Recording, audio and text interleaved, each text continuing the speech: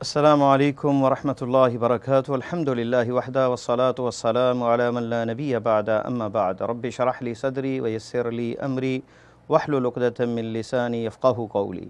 معزز سامعین، اللہ تبارک و تعالی نے اپنی کتاب عزیز فرقان حمید کا آغاز سورہ فاتحہ سے کیا ہے،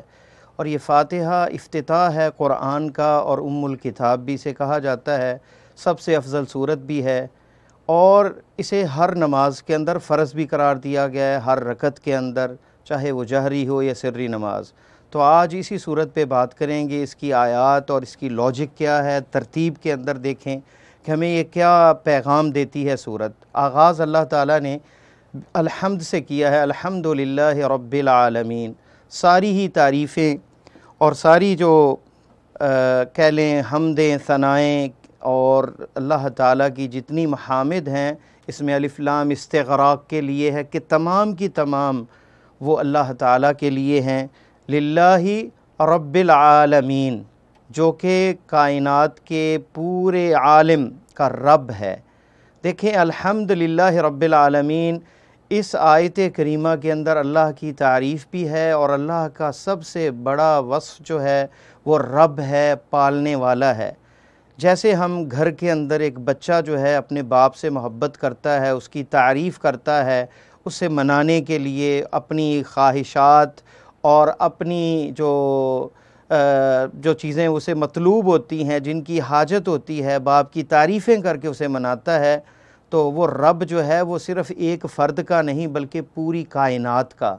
جس میں عالم کی جمع عالمین، جمیع العالمین، جس میں چرند پرند، حیوانات، جن و انس، تمام مخلوقات شامل ہیں۔ اور رب کا مطلب ہے پالنے والا، یعنی ان کی حاجات کو پورا کرنے والا، ان کی ضروریات کو پورا کرنے والا۔ تو وہ رب جس نے اعطا کل شیء ثم ہدا، ہر چیز اس نے دی اور پھر ہدایت بھی دی، اس رب سے اعلیٰ اور عرفہ کون ہوگا؟ اور جب یہ تعریف دل سے اور روح کی گہرائیوں سے نکلتی ہے، الحمدللہ رب العالمین، تو بندہ جو ہے وہ جھک جاتا ہے رب کے سامنے۔ اور نماز جو ہے یہ اللہ تعالیٰ کے سامنے جو ہے وہ محبت، وہ تواضع، وہ عاجزی، وہ انکساری کے ساتھ کھڑا ہو کر، یہ وہ راحت ہے جس کے بارے میں نبی علیہ السلام فرماتے تھے، ارحنا یا بلال بالصلاۃ، نماز کے ساتھ مجھے راحت پہنچاؤ۔ تو یہ راحت ہے، جعلت قرۃ عینی فی الصلاۃ، میری آنکھوں کی ٹھنڈک نماز ہے۔ اور یہ نماز کے اندر یہ صورت جو ہے فرض کی گئی، جس میں سب سے پہلے تعریف ہے۔